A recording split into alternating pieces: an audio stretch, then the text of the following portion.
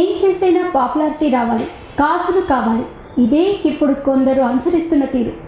అందుకున్న రకరకాల మార్గాలలో యూట్యూబ్ కూడా ఒక ఆయుధంగా మారిపోతుందా అనిపిస్తుంది తాజా పరిస్థితులను చూస్తూ ఉంటే.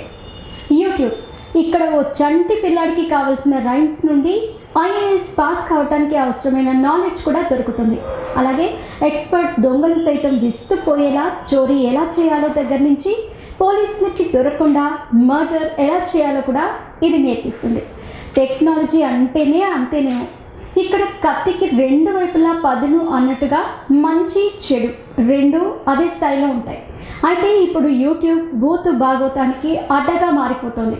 ఇప్పటికే యూట్యూబ్ ఛానల్స్ పేరుతో అడల్ట్ కంటెంట్ వీడియోలను పోస్ట్ చేసి లక్షల్లో వ్యూస్ పట్టేస్తూ ఉంటే, మరికొందరు ఏకంగా సిరీస్ల పేరుతో పక్కా బోల్డ్ కంటెంట్ గుప్పిస్తున్నారు.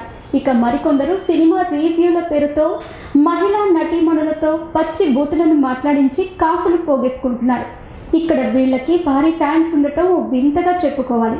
కేవలం బూతులతో నడిచే విధంగా మన తెలుగులోనే పదుల సంఖ్యలో యూట్యూబ్ ఛానల్స్ పుట్టుకొచ్చాయంటే పరిస్థితి అర్థం చేసుకోవచ్చు. వీళ్ళకి తోడు మన దర్శక నిర్మాతలు కూడా కొందరు పచ్చి బూతులతో టీజర్స్, ట్రైలర్స్ కట్ చేసి సినిమాకి పబ్లిసిటీ తెచ్చేసుకుంటున్నారు. అందుకు ఉదాహరణే తాజాగా విడుదలైన దామిని విల్లా అనే సినిమా టీజర్. ఆదిత్య ఓం, రేఖా పోస్ట్ జంటగా నటించిన ఈ సినిమా టీజర్ అంతా బూతులమయం. రాకేష్ రెడ్డి రూపొందించిన ఈ టీజర్లో ఇప్పటి వరకు ఏ సినిమా టీజర్, ట్రైలర్లో వినిపించని బూతులను వాడేశారు.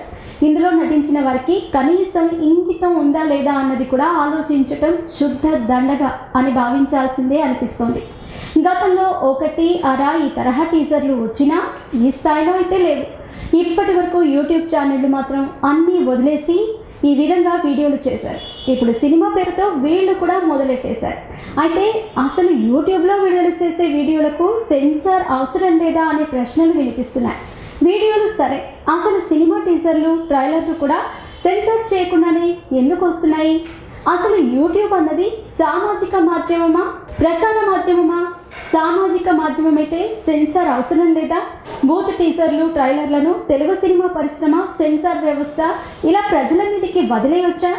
ఇప్పటికే భావ ప్రకటన స్వేచ్ఛ పేరుతో ఒకరిపై ఒకరు ఆరోపణలను మించి రాజకీయాలకు వాడేసుకుంటున్న యూట్యూబ్ బూత్ భాగవతంతో నిండిపోతుంది.